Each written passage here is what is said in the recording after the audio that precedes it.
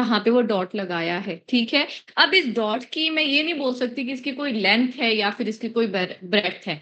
इतने से छोटा सा पॉइंट सा लगाइए, छोटा सा डॉट सा लगाया, इसकी कोई लेंथ नहीं होती, ना ही इसकी कोई ब्रेड्थ होती है, ठीक है। ये पहली बात होती है आपके पॉइंट की, कि पॉइंट की कोई लेंथ नहीं होती, ना ही उसकी कोई ब्रेड्थ होती है, लेकिन उसकी एक एग्जैक्ट जगह होती है। जब यहाँ पे मैं वो डॉट लगा रही हूं तो वो डॉट यहीं पे रहेगा, वो आगे पीछे नहीं जाएगा। जहां पे लगाया है वहां पे ही रहेगा। अगर मैं यहाँ लगा रही हूँ तो यही रहेगा, यहाँ अगर डॉट लगाऊंगी तो वो उसी जगह पे रहेगा। उसकी एक फिक्स पोजीशन होती है, उसकी एक एग्जैक्ट लोकेशन होती है, वो उसी जगह पे रहता है, ठीक है। Okay ma'am. तो आप इसमें लिखो, a point has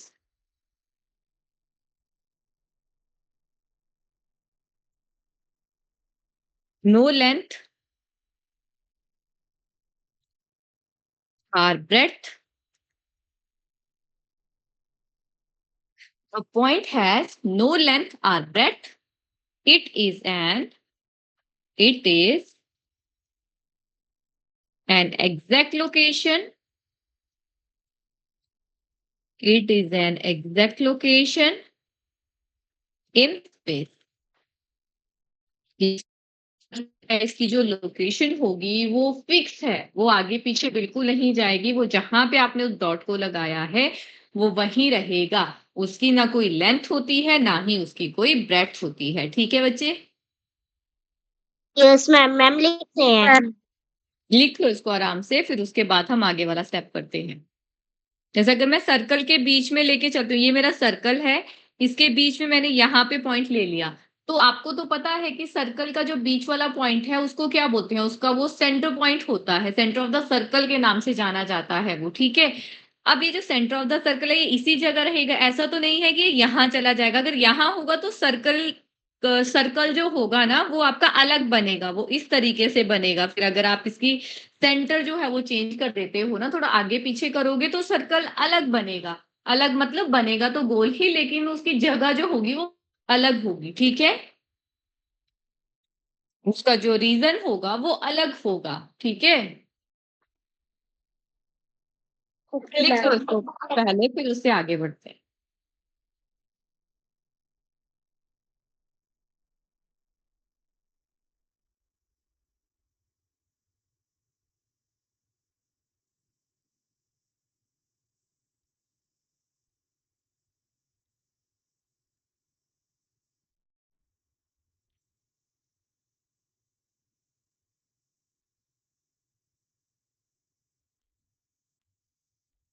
done ma'am.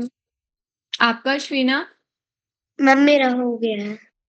ठीक है, नेक्स्ट पॉइंट आता है आपका लाइन। लाइन जो होता है बच्चे, उसका कोई एंड पॉइंट नहीं होता है। उसका कोई एंड पॉइंट नहीं होता है। एंड पॉइंट मतलब ना उसके स्टार्टिंग का पता है कहाँ से स्टार्ट हुई है, ना वो कहाँ तक जाएगी वो भी नहीं हमें पता, ठीक है।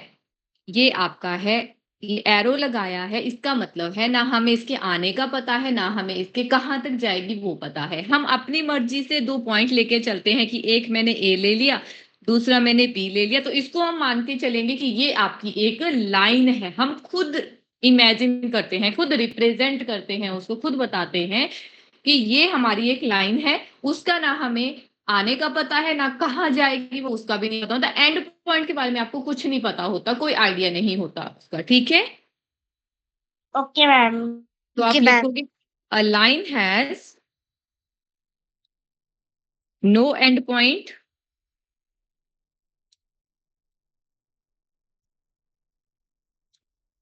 Full stop. It is of infinite length. इसकी जो लेंथ होती है वो इनफाइनाइट होती है। इनफाइनाइट मतलब आप उसको जो है वो मेजर नहीं कर सकते, वो इतनी लंबी होगी उसकी लेंथ कि उसको आप मेजर ही नहीं कर सकते, ना ड्रॉ कर सकते हो उसको। हम छोटा सा पॉइंट लेके चल सकते हैं, हम खुद मान के चल सकते हैं, हम खुद अजम्पशन कर लेते हैं कि यहाँ से यहाँ तक होगी वो, ठीक है। लेकिन एक्चुअल में कहाँ तक है वो हम अज्यूम भी नहीं कर सकते, ठीक है। ओके, तो it is of infinite length. और आप ये लिख सकते हो कि आप जो हो वो पेपर के ऊपर, मैं ये बोल सकती हूँ कि आप अगर पेपर के ऊपर एक लाइन बनाना चाहते हो ना, तो आप बना नहीं सकते, लेकिन हाँ, आप उसको रिप्रेजेंट ज़रूर कर सकते हो। अगर आप चाहो कि आपको एक लाइन बनानी है कि मतलब बहुत, क्योंकि लाइन का तो कोई एंड पॉइंट ही नहीं है, ना स्टार्टिंग है, ना लास्ट है। तो आप उसको बना तो नहीं सकते पेपर के ऊपर, लेकिन आप उसको जो है वो रिप्रेजेंट कर सकते हो कि यहाँ से यहाँ तक है वो। तो आप क्या लिखोगे? We can not draw we cannot draw a line on paper, but it represented by a diagram. हम डायग्राम के थ्रू जो है वो इसको रिप्रेजेंट कर सकते हैं, ठीक है? Okay ma'am. आप नोट कर लो लाइन को, क्या बोला मैंने? लाइन जो होती है, पॉइंट मैंने सबसे पहले बताया, पॉइंट का कोई ना लेंथ होती है, ना ही उसकी कोई ब्रेड्थ होती है। उसकी एक एग्जैक्ट जगह होती है, एग्जैक्ट लोकेशन होती है, जहां पर भी आपने उसको पॉइंट को लगाया होगा, जहां पे भी वो डॉट आपने लगाया होगा, वो उसी जगह पे फिक्स रहेगा, आगे पीछे बिल्कुल नहीं हिलता वो। और लाइन जो होती है उसका कोई एंड पॉइंट ही नहीं होता। उसकी लेंथ जो होती है वो बहुत आगे तक जाती है, बहुत इनफाइनाइट होती है, ठीक है? बहुत, ये मान के चल सकते हो कि इनफाइनाइट को ना इस तरीके से लिखते हैं, ये जो ये साइन बनाया मैंने, ऐसे लिखा जाता है इनफाइनाइट, ये वाला। तो ये काउंटलेस होता है, मतलब आप इसको काउंट नहीं कर सकते, ठीक है? आप इसको मेजर नहीं कर सकते कि ये इतनी ज्यादा है, ये इतनी आगे तक जाएगी। जैसे हमारे नंबर्स होते हैं, नंबर कहाँ तक काउंट करोगे आप? नंबर, सारे नंबर आप काउंट कर लेते हो? सारे नंबर काउंट हो जाते हैं आपसे?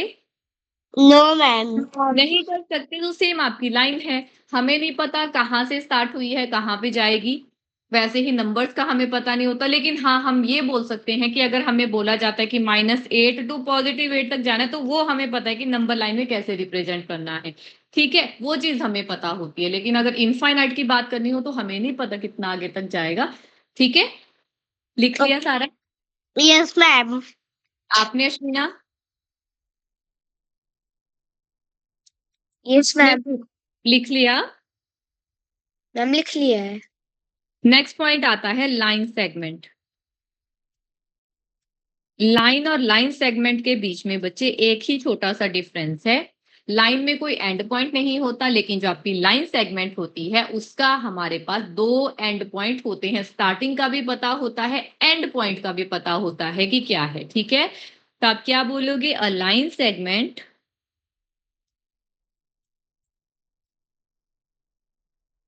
Has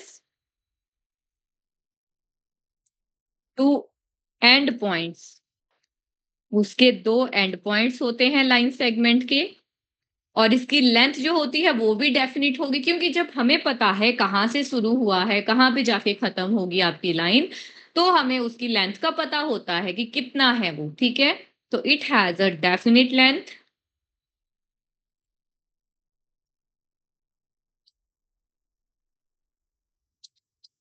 it has a definite length. और इसी को आप, जब डेफिनिट लेंथ है तो आप एक पेपर के ऊपर भी इसको ड्रॉ कर सकते हो। We can draw it, we can draw it on paper. एक लाइन ले लेते हैं, हमारे पास एक लाइन है, ये मान लो ए है, ये मान लो बी है। हमें इसका स्टार्टिंग पॉइंट भी पता है, ए से स्टार्ट हुई है, एंड पॉइंट भी पता है, बी पे जाके खत्म हुई है। तो इसकी एक डेफिनेट लेंथ है, एक फिक्स लेंथ है कि अगर ये मान के चलो कि आपके पास 3 सेंटीमीटर गिवन है, 4 सेंटीमीटर गिवन है, तो हमें पता है कि वो फिक्स वैल्यू है, वो 4 है तो 4 ही है, 5 है तो 5 ही है। हाँ जी, मैम आगे तो जो है बोलो। मैम दूसरे फोन में मैम आ रहा था। क्या आ रहा था?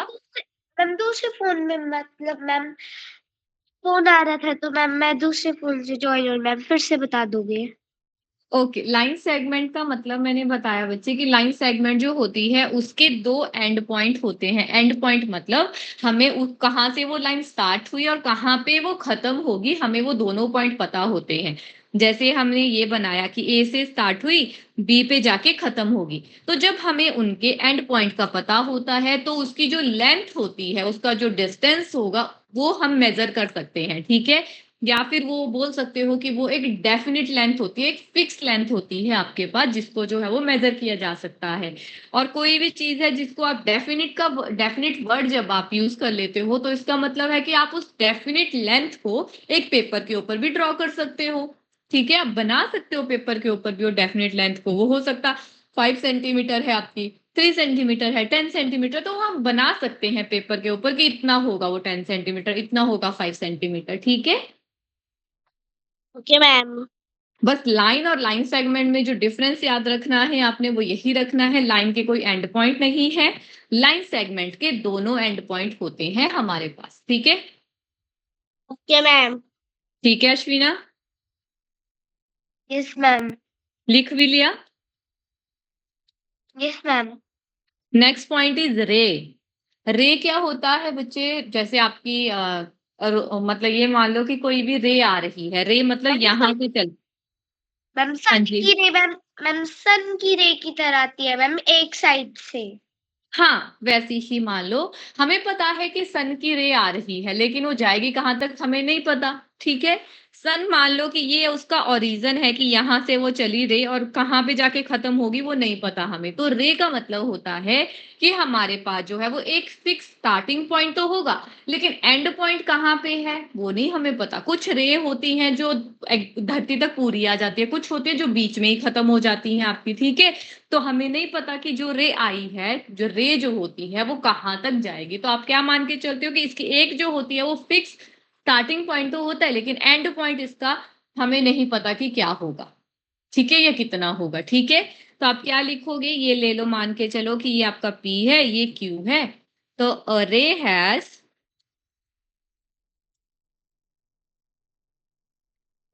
Has one fixed starting point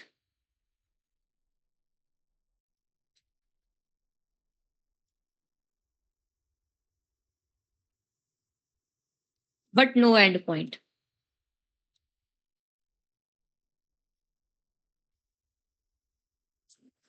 उसका रे का स्टार्टिंग पॉइंट तो होता है, लेकिन उसका एंड पॉइंट कोई नहीं होता, कहाँ तक जाएगी वो हमें नहीं पता।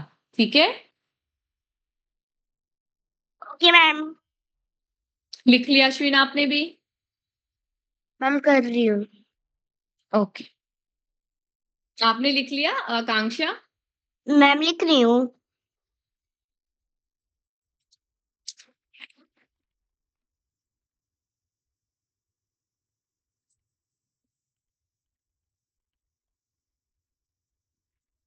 Done ma'am. Done ma'am. Okay, next point आता है बच्चे curved line.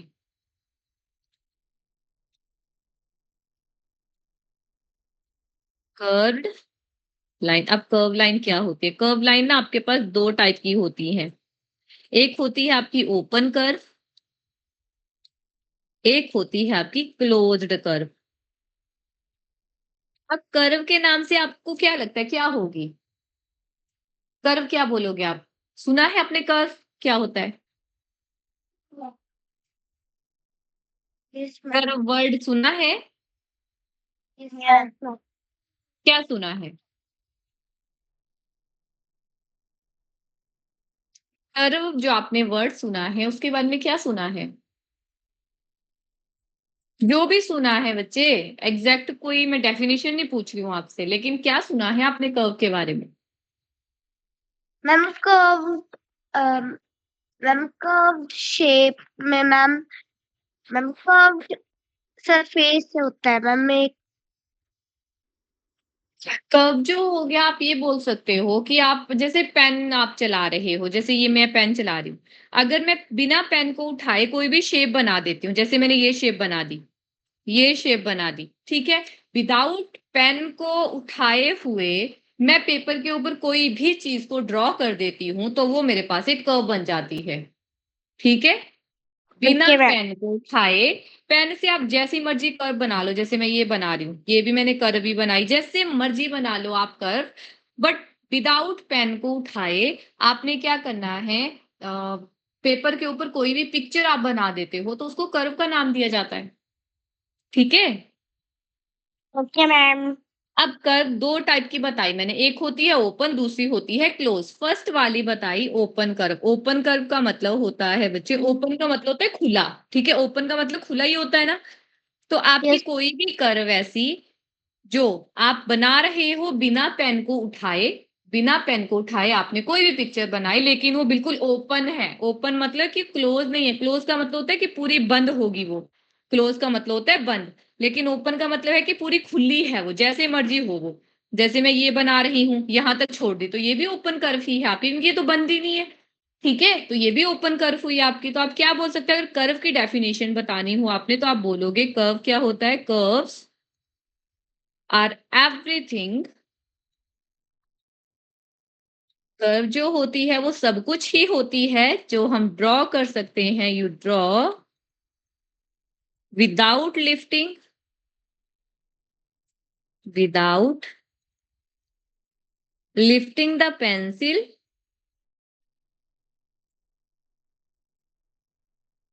From the paper. Curve जो होती है वो सब कुछ ही होती है, जो मर्जी आप बना लो कर्व ही होगी। बट आपका पेन उठना नहीं चाहिए। आप कोई भी पिक्चर आप ड्रॉ कर रहे हो पेपर के ऊपर बच्चे, तो आप क्या करोगे, बिना पेन को उठाए आप कोई भी पिक्चर बना लो, फिर वो चाहे खुली पिक्चर बना रहे हो या बंद वाली पिक्चर बना रहे हो, तो उसको कर्व ही बोला जाता है। खुली होगी तो ओपन कर्व के नाम से जानी जाएगी, अगर उसको पूरा आप उसके स्ट्रक्चर को बंद कर दोगे तो वो क्लोज कर्व बन जाती है। फिर वो जैसी मर्जी फिगर हो आपके पास। ठीक है, ठीक है। Yes ma'am. मैम अभी लिख अभी लूं? लिख लो आप इसको। अब ये जो दो बनाई है मैंने, ओपन कर्व बनाई है आपकी, क्योंकि ये तो खुली है बिल्कुल ही, तो ये ओपन कर्व है। आप लिख लो इनको पहले, फिर उसके बाद क्लोज बताते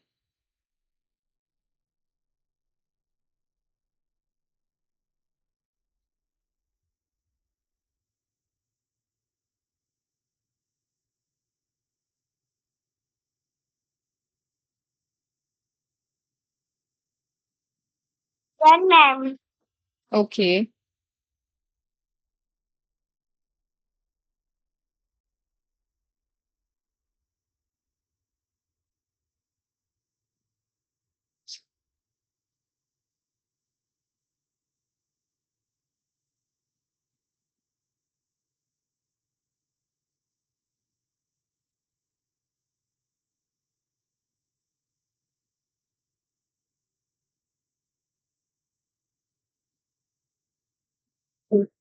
डन मैम।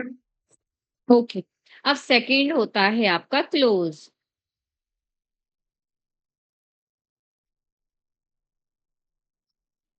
क्लोज कर्व होगी बच्चे जो बंद होती है, बिना पेन को उठाए हमने कोई पिक्चर बना दी, जैसे मैंने ये बना दी, एक और बना देती हूँ जैसे ये वाली है, तो ये दोनों आपके पास जो है वो क्लोज कर्व है।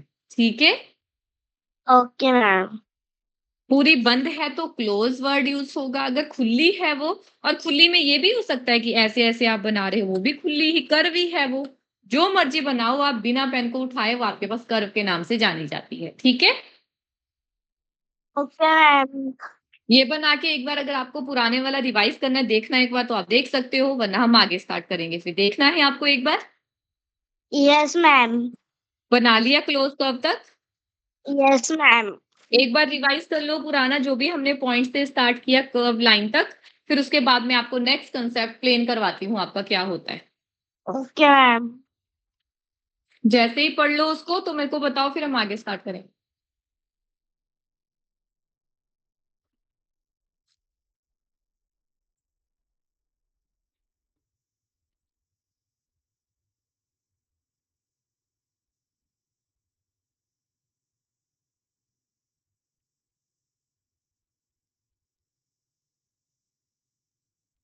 पढ़ रहे हो? Yes ma'am.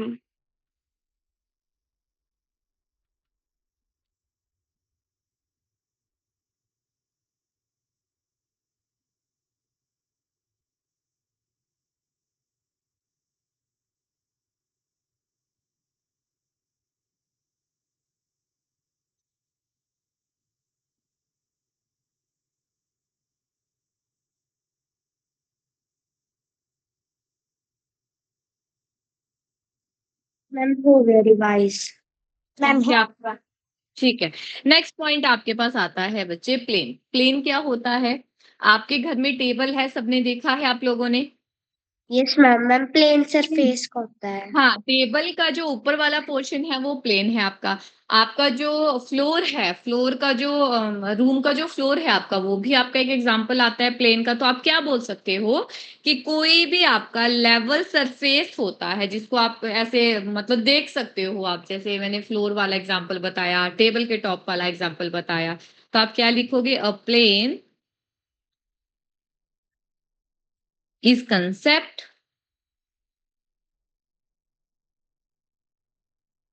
which can only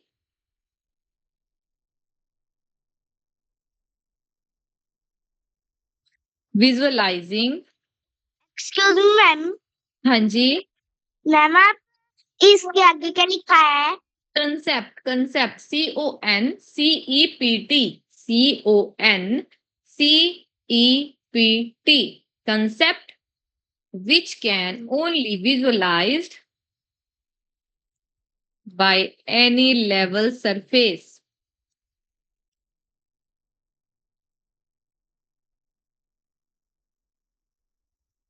for example अगर आपको बताने होंगे तो आप क्या बताओगे? एक हो गया आपका टेबल टॉप।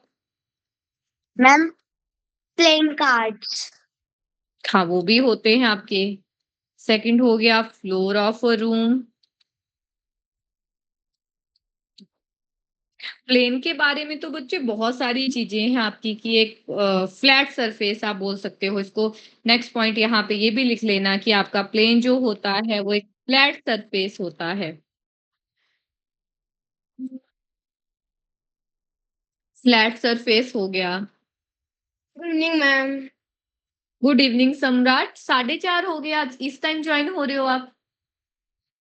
मैम रात तक मैम व्हाट्सएप ही नहीं हो रहा ओपन है। फिर मम्मा को फोन भेज के गए। फ्लैट सरफेस आपका होता है, प्लेन का फ्लैट सरफेस होता है, ठीक है। या फिर आप बोल सकते हो कि जो मर्जी आपके फ्लैट सरफेस वाले रियल ऑब्जेक्ट आप देखते हो, जैसे अश्विना ने बताया अभी प्लेन कार्ड जो होते हैं आपके पास वो हो गए। और क्या होता है आपका फ्लैट सरफेस वाला? और मैम एग्जांपल बताओ। TV screen. टीवी टीवी की स्क्रीन भी फ्लैट होती है, ठीक है। फ्रिज आपका वो होता है फ्लैट सरफेस वाला। और पर भी। हाँ, फोन की जो स्क्रीन होती है वो भी हो गया। चलो, मतलब आपको ये चीज क्लियर होगी। ऑल्सो। हाँ ठीक है। मैम मुझे इसको समझाओ आप। शुरू से तो मैं आपको समझा दूंगी। आपको पता था ना सम्राट कि आज हमारा नया टॉपिक स्टार्ट होगा और अश्विना ज्वाइन होगी? पता था आपको? यस मैम पता था। तो फिर और मैंने ऐसा भी नहीं है कि मैंने एग्जैक्ट 4 बजे लिंक शेयर किया आपके साथ। मैंने आज 5 मिनट पहले लिंक शेयर किया था आपके साथ। आपके तो मैंने आपकी मम्मा के नंबर पे भी लिंक भेजा था, क्योंकि आपको तो ग्रुप में देखने में शायद प्रॉब्लम होती है, उसमें शो नहीं होता आपको कुछ। मैंने तब आपको पर्सनली भी भेजा था लिंक। मैंने ज्यादा कुछ नहीं करवाया है अभी। मैंने सिर्फ ज्योमेट्री में पॉइंट के बारे में बताया कि पॉइंट जो होता है वो आपके पास एक फिक्स, आप बोल सकते हो कि एक एग्जैक्ट लोकेशन आप बोल सकते हो पॉइंट के लिए, कि जैसे मैं यहाँ पे उसको रख रही हूँ तो वो ऐसी जगह पे रहेगा, उसकी कोई लेंथ नहीं होती, ना ही उसकी कोई ब्रेड्थ होती है आपके पास। पॉइंट क्या हुआ? पॉइंट की जो लोकेशन होती है वो फिक्स होती है, एग्जैक्ट लोकेशन होती है उसकी। जहां भी आपने उस डॉट को लगाया है ना, वो डॉट वहीं का वहीं रहेगा, आगे पीछे बिल्कुल नहीं जाता है वो। उसकी ना कोई लेंथ होती है, ना ही उसकी कोई ब्रेड्थ होती है, ठीक है। कंसेप्ट क्लियर हुआ? Yes ma'am. Yes ma'am. आप आपको सम्राट, यस मैम। ये जो थ्योरी है सम्राट, ये मैं आपको शेयर करूंगी, आप सब लिख लेना, अभी आप समझ लो इसको, ठीक है। Okay ma'am. नेक्स्ट पॉइंट आता है बच्चे लाइन। लाइन जो होता है उसके कोई एंड पॉइंट नहीं होते हैं। एंड पॉइंट मीन्स ना उसका स्टार्टिंग का पता होता है कि कहाँ से वो लाइन चली है, ना ही वो कहाँ तक वो जाएगी उसका पता होता है। हम खुद ही अजम्पशन लगाते हैं, हम खुद ही अज्यूम करते हैं कि यहाँ से यहाँ तक होगी, ठीक है। हम कोई लेंथ मान के चलते हैं, हम उसको रिप्रेजेंट करते हैं कि यहाँ से यहाँ तक वो लेंथ होगी। जैसे मैंने मान के चले हैं कि ए से बी तक है, वो यहाँ से यहाँ तक है, एक लाइन मान के चल रहे हैं, क्योंकि इसका ना कोई स्टार्टिंग पॉइंट है ना ही कोई एंड पॉइंट है आपके पास, ठीक है। और जब लाइन की बात होती है जिसका कोई स्टार्टिंग और एंड पॉइंट नहीं होता, तो हम उसको जो है वो पेपर के ऊपर भी ड्रॉ नहीं कर सकते, क्योंकि हमें पता ही नहीं है कि वो कहाँ से चली है, कहाँ पे जाके खत्म होगी। क्लियर हो गया लाइन का concept? Yes ma'am. Yes, ma'am. Third point आपके पास मैंने समझाया था लाइन सेगमेंट। लाइन सेगमेंट क्या होता है? लाइन सेगमेंट में आपको जो है वो दोनों पॉइंट पता होते हैं, कहाँ से लाइन स्टार्ट होगी, कहाँ पे जाके खत्म होगी। हमें पता है यहाँ से लाइन स्टार्ट हुई, यहाँ पे जाके वो खत्म होगी। ये P मान लिया, ये Q मान लिया। अब मुझे फिक्स पता है कि यहाँ से चली है, यहाँ तक है, तो इसकी एक फिक्स मतलब आप बोल सकते हो कि फिक्स डिस्टेंस है, फिक्स लेंथ है कि वो यहाँ से यहाँ तक ही जाएगी, तो उसको लाइन सेगमेंट के नाम से फिर जाना जाता है, ठीक है। और इसको जब कोई डेफिनेट लेंथ या फिक्स लेंथ वाली कोई चीज होती है, कोई लाइन होती है, तो आप उसको पेपर के ऊपर भी ड्रॉ कर सकते हो easily. Okay, Okay, ma'am. Next point मैंने करवाया था रे के बारे में कि रे क्या होते हैं। तो रे जो होती है बच्चे, स्टार्टिंग पॉइंट का पता होता है रे का, एंड पॉइंट कहाँ तक जाएगा वो हमें नहीं पता। फॉर एग्जाम्पल सनरेज होगी, सूरज का पता है वहां से रे निकलेगी, लेकिन जाएगी कहाँ तक वो नहीं हमें पता, ठीक है।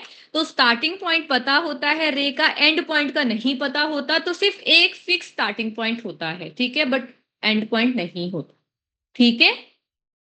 Yes, ma'am. मेरे काम में टॉपिक था मैम फोर्थ में ज्योमेट्री का।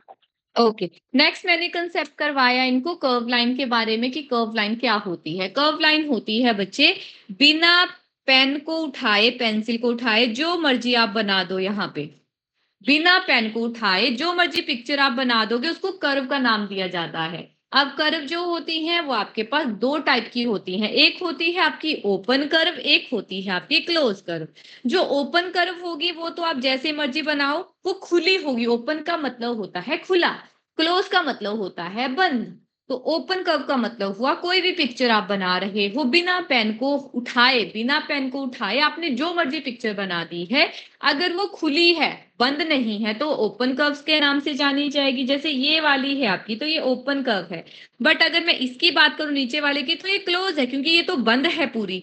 फिर चाहे वो जैसे मर्जी बंद हो, ऐसे भी हो सकते कि ऐसे ऐसे आपने बनाई, ऐसे ऐसे करके, और फिर तो घुमा घुमा के फिर भी क्लोज कर दी, बंद कर दी, वो तो एक क्लोज कर्व बन जाएगी आपके पास, ठीक है सम्राट। मैम आगे समझ। और यही अगर मैं ऐसे ऐसे बना दूं और यहाँ तक छोड़ दूं, तो ये ओपन कर्व होगी, क्योंकि ये तो बंद ही नहीं है आपकी। यस ये यही डिफरेंस है आपका क्लोज और ओपन कर्व में। इसके बाद फिर हमने प्लेन स्टार्ट किया अपना, कि प्लेन क्या होता है आपका। प्लेन जो होता है आपका, एक फ्लैट सरफेस वाली कोई भी ऑब्जेक्ट, कोई भी चीज आपके पास होगी तो उसको आप प्लेन के नाम से जानते हो। फॉर एग्जाम्पल आपके घरों में टेबल जो होते हैं, टेबल का जो अपर पोर्शन होता है वो बिल्कुल फ्लैट होता है, तो वो इसका एग्जाम्पल है। हमारे रूम का जो फ्लोर होता है वो फ्लैट सरफेस का होता है, तो वो इसका सेकंड एग्जांपल है। थर्ड कार्ड हो गया आपका। फोर्थ जो है वो फ्रिज का सरफेस होता है, तो वो बिल्कुल प्लेन होता है आपके पास। और टीवी का जो स्क्रीन, टीवी स्क्रीन होती है वो फ्लैट सरफेस की होती है। तो बहुत सारे एग्जांपल हैं आपके पास। मान के चलो कि जो भी फ्लैट सरफेस वाली कोई भी चीज है वो आपके सारी जो होगी वो प्लेन ही होगी। क्लियर हो गया यहाँ तक? Yes ma'am. Yes ma'am. अब थ्योरी जो है वो आपका काम है लिखने का सम्राट, वो आपने लिखनी है और मुझे बताना है। फिर आपने वो टेस्ट कर लिया था जो मैंने शेयर किया था? Yes ma'am. सम्राट आपने टेस्ट शेयर कर दिया था मेरे साथ? No ma'am. खुद ही ने चेक कर लिया? मैम मुझे याद ही नहीं रही।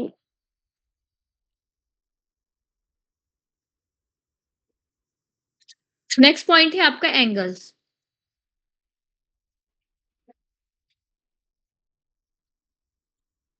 Next point is angles. अब एंगल क्या होता है आपके पास, बात हो रही है रे की। रे की देखेंगे हम। ये मान के चलो एक स्टार्टिंग पॉइंट है, एक रे आपकी यहां गई, एक रे आपकी ऐसे चली गई। दो रे हैं आपकी, एक मान लो P ले ली मैंने, एक मान लो Q ले ली। ये स्टार्टिंग पॉइंट था इनका जिसको मैंने O ले लिया। और एंड पॉइंट का मुझे पता नहीं है, क्योंकि रे में तो होता ही है, स्टार्टिंग पॉइंट फिक्स होता है, लेकिन एंड पॉइंट का कोई पता ही नहीं होता आपका। तो इन दो रे के बीच में कोई एंगल बनेगा, उसको बोला जाता है एक जो इनके बीच में जो एक कोण बनेगा उसको एंगल के नाम से बोला जाता है। ठीक है, तो ये थीटा होता है बच्चे। ये जो क्यू लिखा है ना, क्यू आपको शो हो रहा है, इसको ना मैथमेटिकली फॉर्म में थीटा बोला जाता है, या फिर एंगल मेंशन करते हैं इसको। ठीक है, ओके मैम। यहाँ पे बनाइए एंगल, यहाँ पे लिख लो एंगल बनाइए। An angle is formed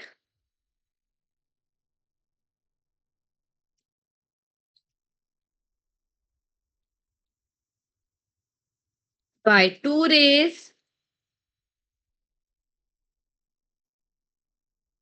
with a common initial point. With a common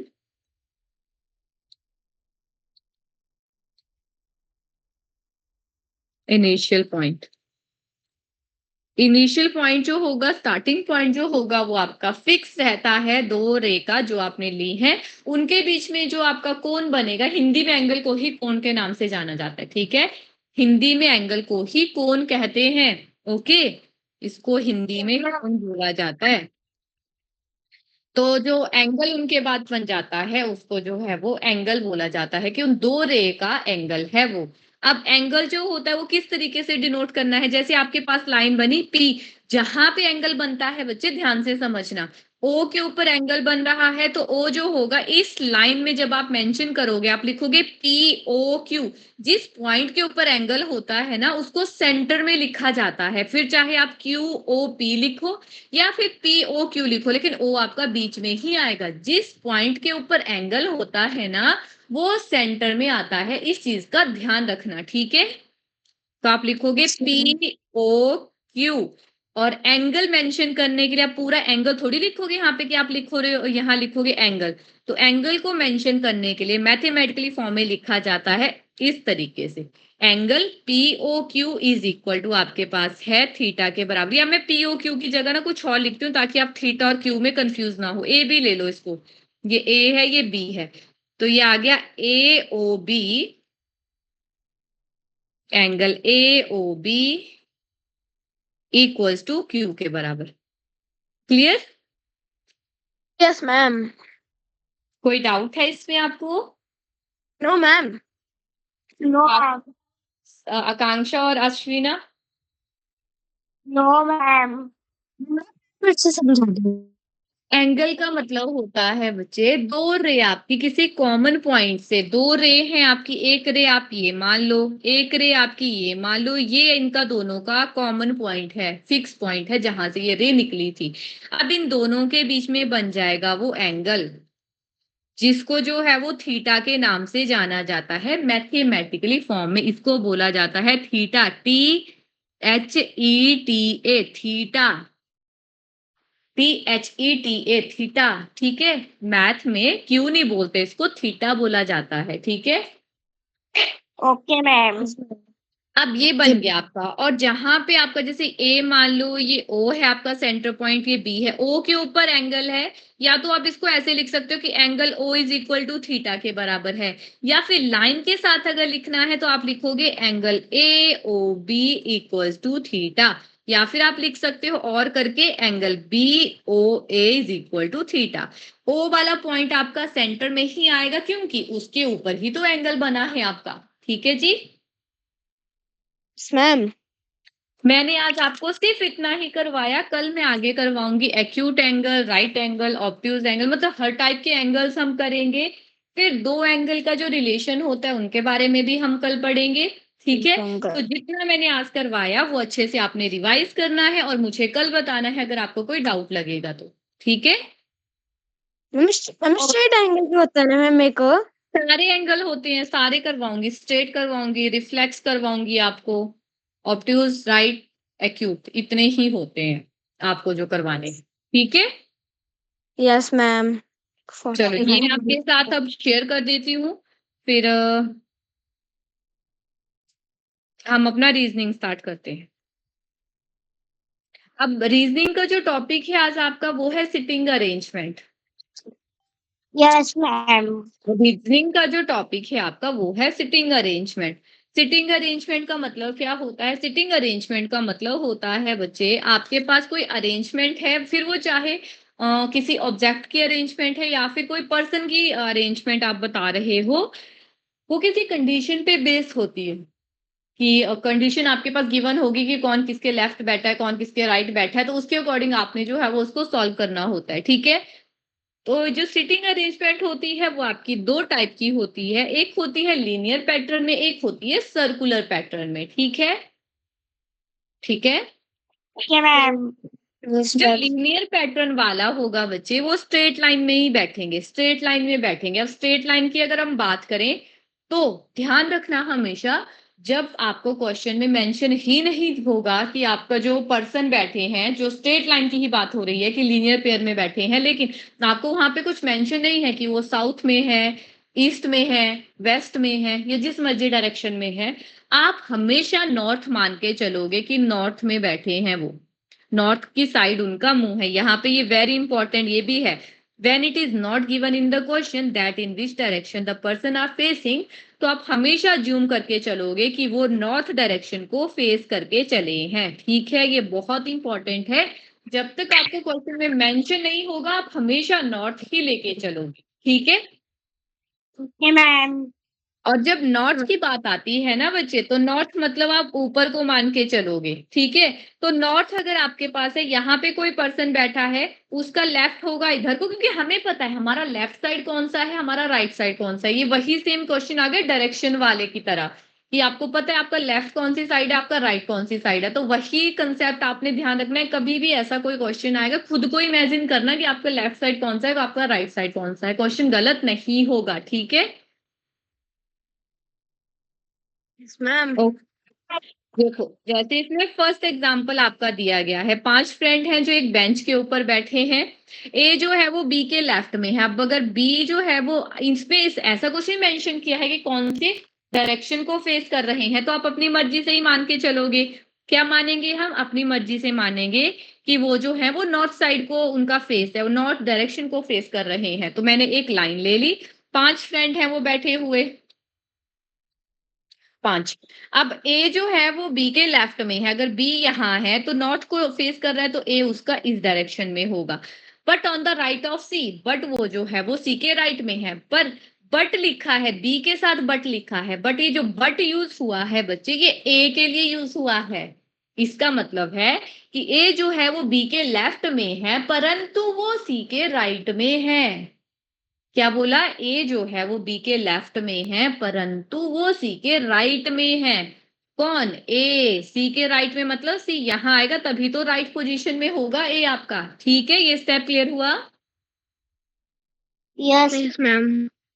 किसी को Yes, डाउट है ma'am. इसमें तो पूछ सकते हो। No, ma'am. Ma'am. डी जो है वो बी के राइट में है। अब बी का लेफ्ट हुआ ए, बी का राइट हुआ ये, तो डी यहाँ पे आ जाएगा। But on the left of E, but on the left of E, same but ऊपर जैसे लगाया था, बट लिखा है डी के लिए, यानी कि ई जो है वो आपका डी के राइट साइड होगा। मतलब ई जो है वो आपके डी, अगर डी की पोजीशन देखोगे तो वो ई के लेफ्ट में होगा आपका। ठीक है, तो आप लिख लो इसको, ये बनेगा आपका सी ए बी डीई। आपसे पूछा गया है कि एक्सट्रीम पे कौन है, एंड पॉइंट पे कौन है, तो एक सी है, एक आपका ई है, ये दोनों होंगे आपके एक्सट्रीम पॉइंट के, यानी कि डी ऑप्शन होगी जो इसका सही आंसर होगा। ठीक है जी, Okay, ma'am. Yes, किसी को डाउट है इसमें? ma'am. नेक्स्ट है आपका सर्कुलर अरेंजमेंट, सर्कल की तरफ। अब इसमें भी क्या होता है आपके पास, एक होता है कि आप सेंटर ऑफ द सर्कल को फेस कर रहे हो, एक होता है कि आपका सेंटर ऑफ द सर्कल को फेस आप नहीं कर रहे हो, मतलब कि सेंटर की तरफ आपकी पीठ है।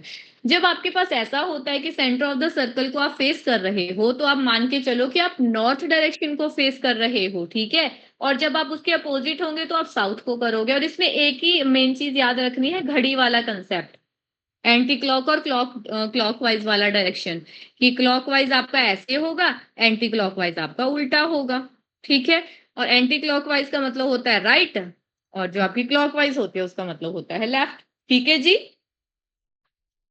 Yes ma'am. जैसे क्वेश्चन है 6 person are sitting around a circular table, ये आपका सर्कुलर टेबल है। अजय जो है वो हेमंत को फेस कर रहा है। मान के चलो कि अजय यहाँ पे है तो हेमंत आपका यहाँ पे होगा। Who is sitting to the left of Arvind, Ajay Hemant को फेस कर रहा है जो कि अरविंद के लेफ्ट साइड में बैठा है। अजय जो है वो हेमंत को फेस कर रहा है जो कि अरविंद के लेफ्ट साइड में बैठा है। तो हु वर्ड जिसके साथ लगा होता है वो उसी के साथ रिलेशन बता रहा होता है। बट का मतलब है जो स्टार्टिंग वाले के साथ होगा, ठीक है, परंतु। और हु मतलब कि जिसके साथ लगा है उसी के साथ रिलेशन है। तो यानी कि हेमंत जो है वो अरविंद के लेफ्ट साइड में बैठा है, तो हेमंत है यहाँ पे। अगर मैं अरविंद को कौन है वो दूसरा अरविंद, अरविंद को यहाँ लेके चलती हूँ तो ये तो इसका राइट साइड होगा, तो यहाँ तो वो आ ही नहीं सकता। तो अरविंद जो होगा वो यहाँ बैठेगा आके। ये अजय है आपका। उसके बाद बोला है एंड राइट ऑफ संजय। अब बात तो हेमंत की हो रही है, तो हेमंत के राइट साइड में जो है वो मतलब संजय के वो राइट में है और अरविंद के वो लेफ्ट में है। ठीक है जी। इस स्टेप में किसी को कोई डाउट है तो आप पूछ लो। सुमन जो है वो अरविंद के राइट साइड में बैठी है। अब अरविंद का लेफ्ट है हेमंत, अरविंद का राइट होगा यहाँ पे, तो सुमन यहाँ आ जाएगी। और मनोज जो है वो अरविंद को फेस कर रहा है, अरविंद का अपोजिट होगा यहाँ पे, तो यहाँ पे आपका मनोज आ जाएगा। आपको बताना है who is now sitting to the right of Manoj. Manoj के राइट में कौन बैठा है, तो कौन बैठा है बताओ। Ma'am Sanjay. Sanjay. Sanjay, very good very good. Ajay जो है वो उसके लेफ्ट में है, संजय जो है वो उसके राइट में है। आंसर भी देख लो इसका क्या है। Sanjay is facing to the, Sanjay Sanjay ही है। इन्होंने क्या किया है, हमने अजय नीचे ले अजय इन्होंने नीचे लिया, हेमंत ऊपर ले लिया, हमने इसका अपोजिट ले लिया। कहीं भी ले सकते हो लेकिन आपका जो सर्कल बनेगा, जो आपकी पिक्चर अरेंजमेंट बनेगी वो सेम होनी चाहिए आपकी, कौन किसके लेफ्ट और राइट में है। तो आंसर हमारा सेम है, ठीक है। Okay ma'am. चलो फर्स्ट क्वेश्चन करो। There are 5 different houses A to E in a row, A is to the right of B is to the left of C। करो इसको, बताओ जरा आंसर कितना आता है, क्या आता है आपका आंसर।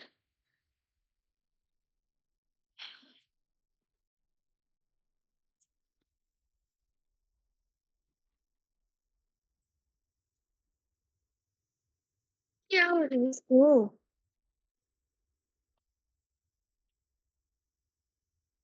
Excuse me ma'am. हाँ जी। मैम फोन मैम अपने आप ही चल रहा है। मतलब मैम ये फोन मैम अपने आप ही चल रहा है। मैम हाथ लगा रहा है इसको।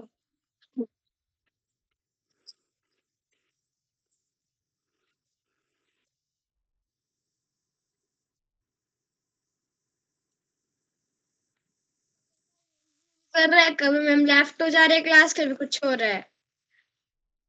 अच्छा, हैंग हो रहा है मतलब। यस मैम, पर मैम मैं सोच रहा हूँ कब से होता है, कब होता है ऐसा। अभी क्लियर हो रहा है, पिक्चर आपको शो हो रही है मेरी स्क्रीन अच्छे से। अब हो रही है। हाँ तो करो फिर question.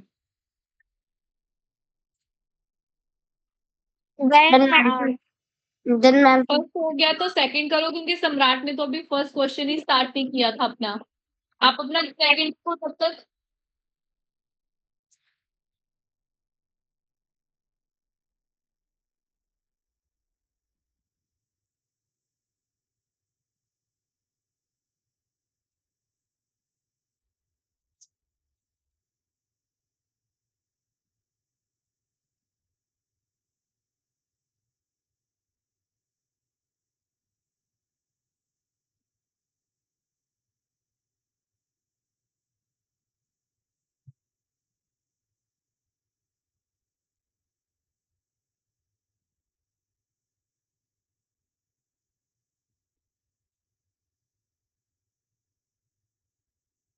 Done ma'am. First question. Then ma'am second question. सबका हो गया first. Yes ma'am. First question का आंसर सम्राट, जिससे पूछूंगी वही आंसर करेगा। सम्राट, ए। Very good. बाकी बच्चों का क्या है। ए। Ma'am A option. चलो सेकंड क्वेश्चन करो, जिससे आंसर पूछूंगी वही करेगा, बाकी कोई नहीं बताएगा बीच में। मैम बाकियों का होने दो, तब तक आप अपना थर्ड देखो। मैम मेरा थर्ड हो गया। Ma'am R ma'am P is the ma'am इसका क्या लिखा है मैम सेकंड लास्ट लाइन में? P is to the immediate left of T। T के इमीडिएट लेफ्ट में P है आपका, तो आपको मिडल वाला बताना है कौन है।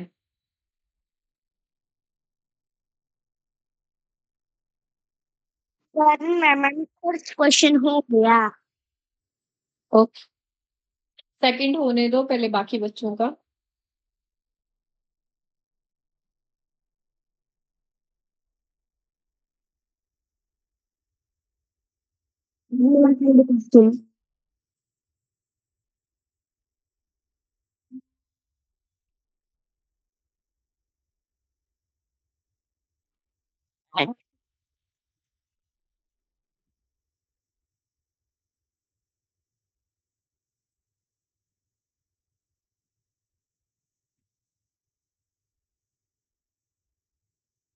मैम मैम फोर्थ हो गया।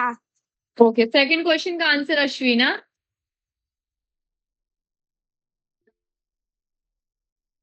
अश्विना सेकंड हो गया आपका।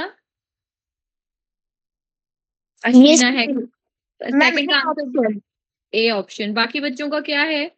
Ma'am A option. Samrat. A option. चलो वेरी गुड, थर्ड क्वेश्चन करो। थर्ड का आंसर आप बताओगे आकांक्षा, पर बाकियों का होने दो पहले। Okay ma'am. मैम मैम मेरा फोर्थ हो गया है। ओके,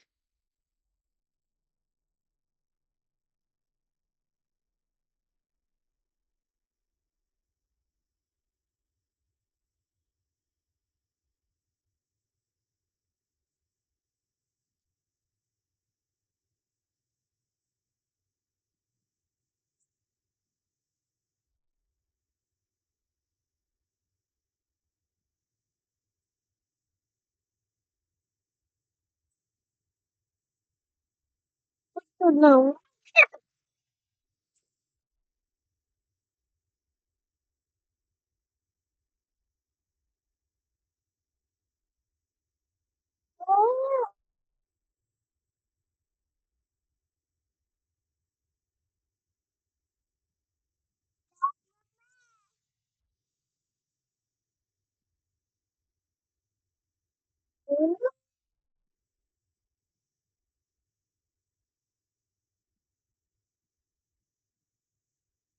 हो गया थर्ड सबका। कर रहे हैं। मैम मेरा हो गया।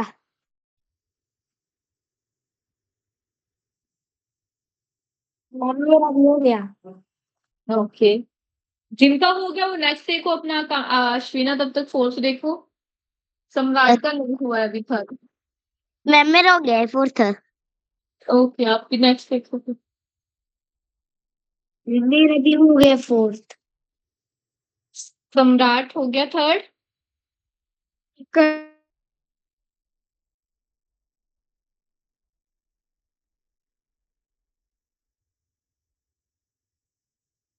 बूढ़ी रे। गुड इवनिंग बच्चे। हम बहुत अच्छे हैं, आप बताओ। ओके, अब आप अपना होमवर्क कर लो, दीदी को पढ़ने दो। आता है।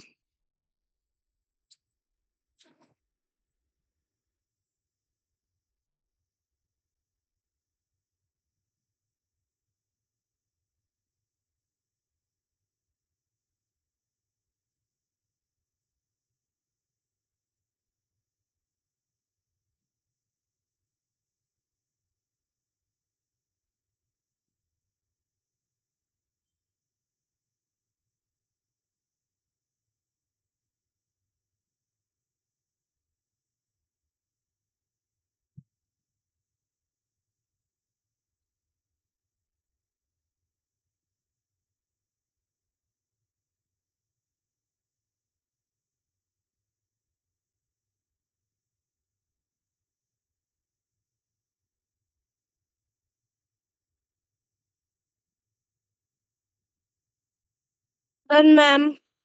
बताओ थर्ड क्वेश्चन का answer Akanksha. Ma'am B option.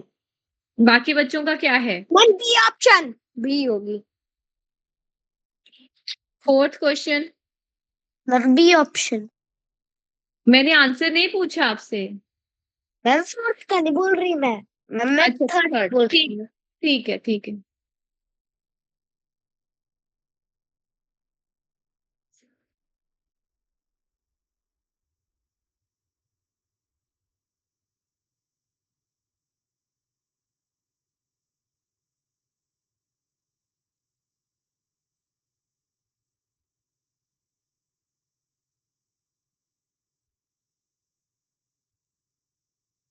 इस क्वेश्चन की मैम मुझे सुबह मैम शुरू की मैम दो लाइन समझ में नहीं आ रही।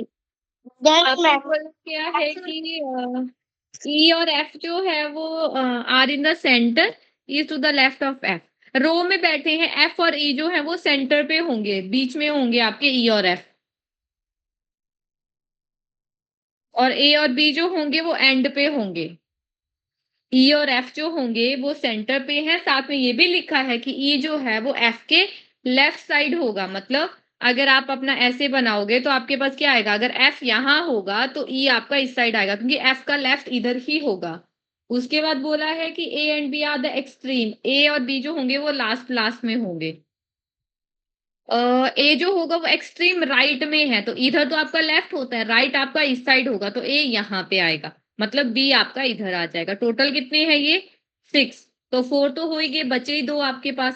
सी is sitting to the left of A, A के लेफ्ट में सी बैठा है, तो सी यहाँ आ गया। ए की बचा बी, वो आप बी नहीं बचा था, कौन सा बचा था? C D. डी बचा था आपके पास, बना इस तरीके से B D E F C and A. किस किस का बना है ये सेम? मैम मेरा बना है। बाकियों का? मेरा सम्राट, सम्राट आपको समझ आ गया? मैम आ गया। तो अब आपको बोला गया है निकालने के लिए who is sitting on the immediate right of B. B के इमीडिएट राइट में कौन बैठा है? तो वो तो डी बैठा है, बी ऑप्शन आएगा इसका सही आंसर। ठीक है, yes ma'am. Next question fifth करो। रो में ही बैठे हैं ये भी, 5 गर्ल्स हैं जो रो में बैठी हैं। Done ma'am. बाकियों को करने दो।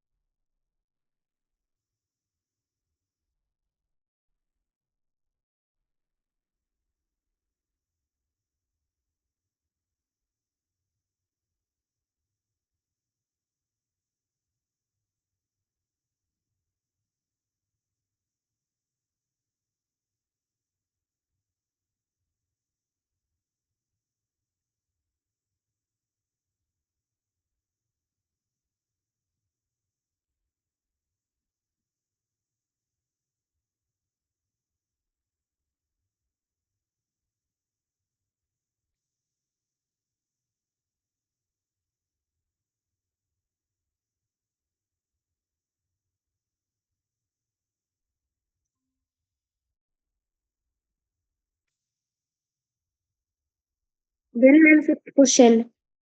बाकी बच्चों का? मैम सम्राट का बचा।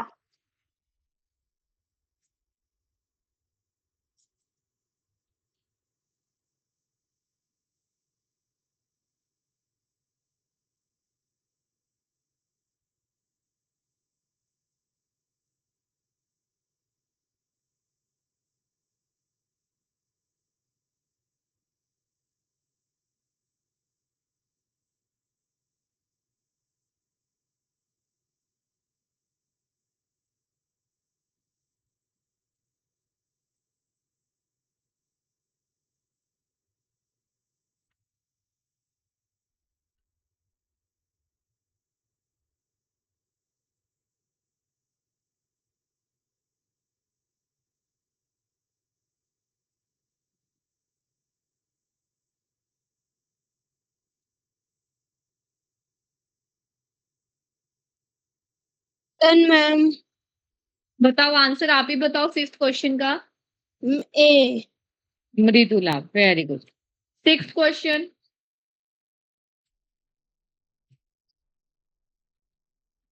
Then ma'am. Then ma'am, sixth question. Okay,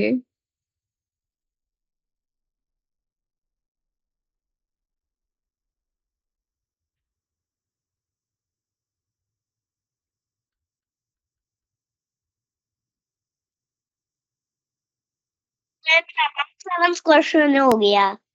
okay 6 करने दो सम्राट को पहले। 6 हो गया सम्राट। Yes, ma'am. Okay, Ashwin answer क्या है 6 का? Ma'am mister Muan.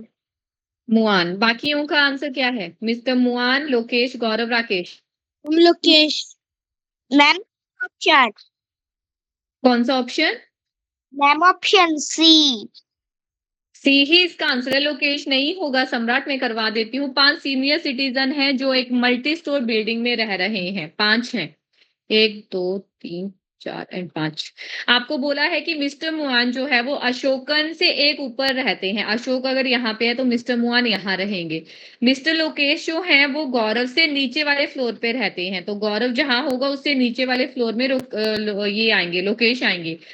Mister Ashokan जो है वो मिस्टर गौरव और मिस्टर राकेश के फ्लैट के नीचे नहीं, mister Ashokan lives in a flat above mister Gaurav. Mister Ashokan, तो अगर गौरव ये है, जी से गौरव भी लिया था ना हमने। हाँ, तो अशोकन उनसे ऊपर आएंगे और अशोकन के ऊपर एम से मुआन है। और मिस्टर राकेश जो है वो लोकेश से नीचे होंगे, तो मतलब आर यहाँ पे। तो इस तरीके से बनेगा, एम सबसे ऊपर आएगा, फिर आएगा अशोकन, फिर होगा गौरव, फिर लोकेश और फिर राकेश। लोकेश यहाँ पे आ जाएगा, फिर राकेश आएगा। आपको बताना है कि सबसे टॉप मोस्ट पे कौन है, तो मिस्टर मुआन ही है सबसे ऊपर। अगर सबसे लास्ट वाला पूछा होता तो राकेश, सेकंड सेकंड लास्ट पूछा होता तो लोकेश होता आपके पास। ठीक है, 7th क्वेश्चन करो।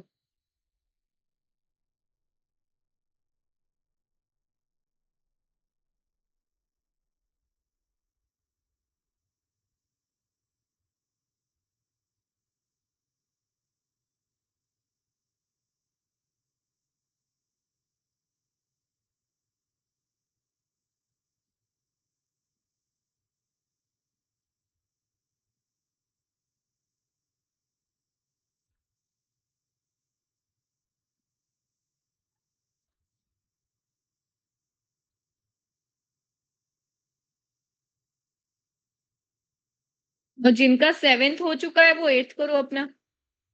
Done, ma'am. 7th सबका हो गया है। Yes ma'am. Ashwina, yes ma'am. 7th का आंसर बताओ अश्विना। नहीं, अश्विना ने तो बता दिया था ना पिछले। आकांक्षा आप बताओ 7th क्वेश्चन का answer. Yes ma'am. Ma'am option A. बाकियों का आंसर क्या है? Option A. आकांक्षा, अश्विना। A लग रहा है। मैम ए। लगने की बात नहीं है, जो क्वेश्चन आपने फिगर बनाई होगी उसके अकॉर्डिंग ही पता चलेगा ना। लगने का क्या मतलब होता है? मैम मैं कंफर्म्ड ही होता पर। तो फिगर बनी होगी उसके अकॉर्डिंग ही बताओगे ना आंसर अपना। इससे पहले भी आपने ही बोला था यही लग रहा है मुझे। Yes ma'am. इस 8th क्वेश्चन। सर्कल लाइए।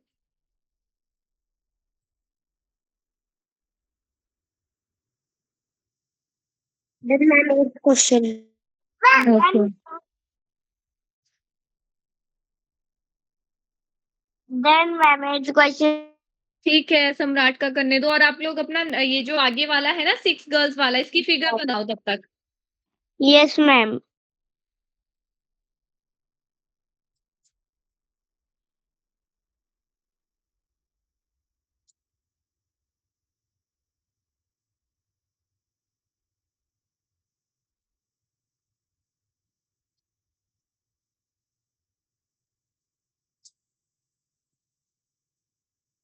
Done ma'am.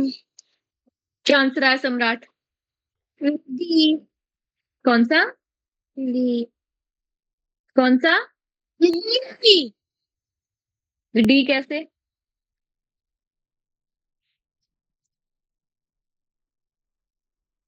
इसमें ज्यादा आगे जाने की तो जरूरत ही नहीं थी, आपको बोला था कि बी जो है वो सी को बी जो है वो सी के सामने है, in front of each other. B और सी जो है वो दोनों के आमने सामने है।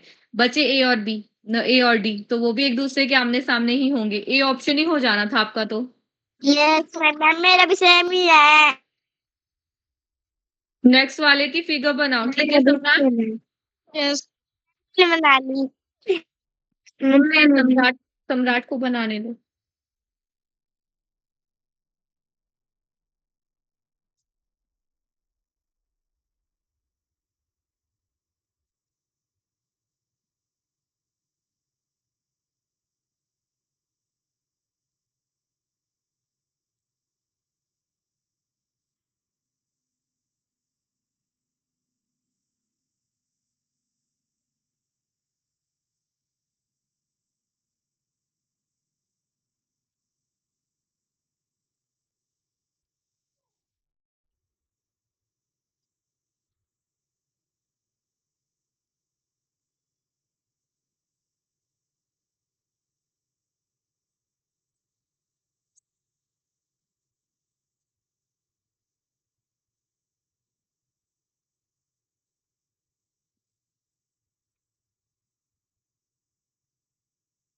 जब बना लोगे तो बताना, मैं क्वेश्चंस दिखाती हूँ फिर। Yes ma'am.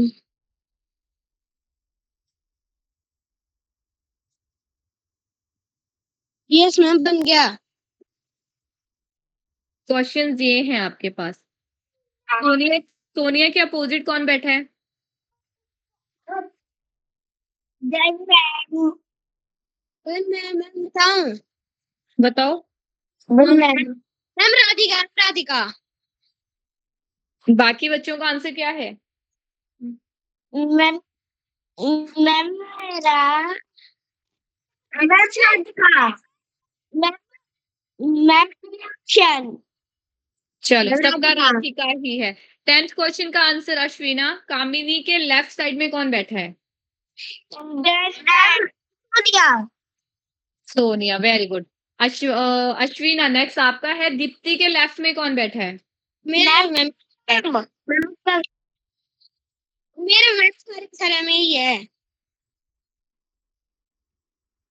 ठीक है, नेक्स्ट। और जिससे पूछती हूँ ना वही आंसर किया करो। Okay ma'am. नेक्स्ट बनाओ।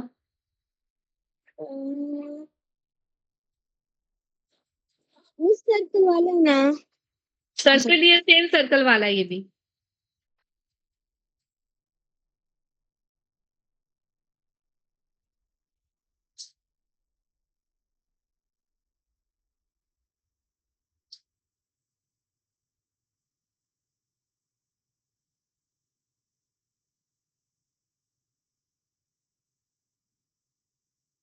One ma'am, 12th question. Okay. Then ma'am, screen share हो रहा था। सम्राट, 2 मिनट को।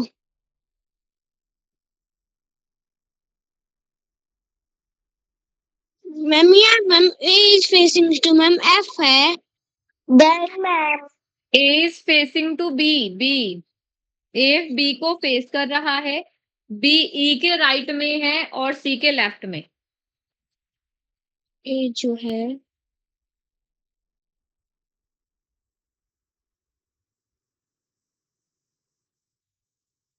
देन मैम बना।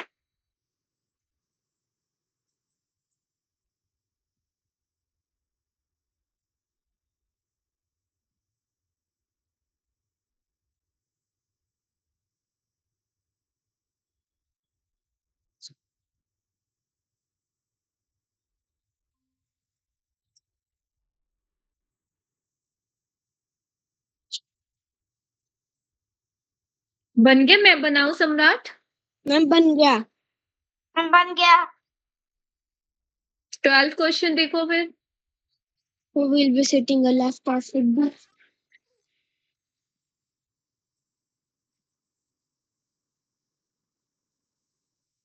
या सम्राट, 12th का आंसर। सी। बाकी बच्चों का क्या है? Ma'am C option. Ashwina, C इसका तो सी। सम्राट, आप एक बार बोल देते हो ना तो दूसरी बार मत बोला करो, क्योंकि आपकी वजह से फिर ये लगता है कि अश्विना ने भी आंसर कर दिया। 13th question. Done ma'am. एक ही बार बताया करो, फिर पता नहीं चलता फिर कौन बोल रहा है। Done ma'am. 13th का अश्विना, हम डी। डी। बाकी बच्चों का ma'am C option. A option. कोई बात नहीं, ये गलत आया आपका। मैं आपकी फिगर बना देती हूँ, फिर चेक करो। ये बना है आपका सर्कल। ए जो है वो बी को फेस कर रहा है, तो ए बी एक दूसरे के अपोजिट होंगे। B is to the right of E. E के राइट में है होगा बी। बी जो है वो ई के राइट में होगा, मतलब ई यहाँ पे आएगा तभी बी आपका राइट में होगा। एंड लेफ्ट ऑफ सी, और सी के लेफ्ट में है तो सी आपका यहाँ जैसे आ जाएगा। सी जो है वो डी के लेफ्ट में है, तो डी आपका यहाँ आएगा तभी आपका सी लेफ्ट में बनेगा। F is to the right of A. F जो है वो ए के राइट में है, तो एफ आपका यहाँ आ जाएगा। ऐसी फिगर बनी थी आप लोगों की। Yes ma'am. तो आपका क्वेश्चन गलत कैसे आया फिर? मैम मैम मेरी ये जो आपने सेवन वाला क्वेश्चन था मैम, इसकी गलती बन गई थी मेरी। एफ ये बनेगी फिगर, ऊपर शायद दिख नहीं रहा होगा तो मैंने ये बनाया। अब आपको बोला है who will be sitting to the left of C. C के लेफ्ट में बैठा है बच्चे, सी के लेफ्ट में नहीं, हाँ सी के लेफ्ट में बैठा है आपका कौन सा? Ma'am B. B. D option होगा इसका। ये मैंने गलत कर दिया है, डी ऑप्शन होगा इसका, ठीक है। आपने सी कट करना था शायद, मुझे सी। डी था इसका, ठीक। Yes ma'am. Who will be sitting opposite to E? E के अपोजिट में कौन बैठा है? E का अपोजिट हुआ ये वाला, तो वो होगा डी, सी ऑप्शन। और लास्ट में पूछा है कि सी के अपोजिट में कौन बैठा, तो सी ये है, इसके अपोजिट में बैठा है एफ, तो ए ऑप्शन आपका सही आंसर हो। ठीक है। Okay ma'am. नेक्स्ट आपका कल जो टॉपिक होगा वो होगा non verbal intelligence, math, reasoning का। और मैथ का तो ज्योमेट्री ही चला है वही होगा, ठीक है। Okay ma'am. चलो ठीक है, कल मिलते हैं। Bye ma'am. बाय बच्चे, बाय बाय।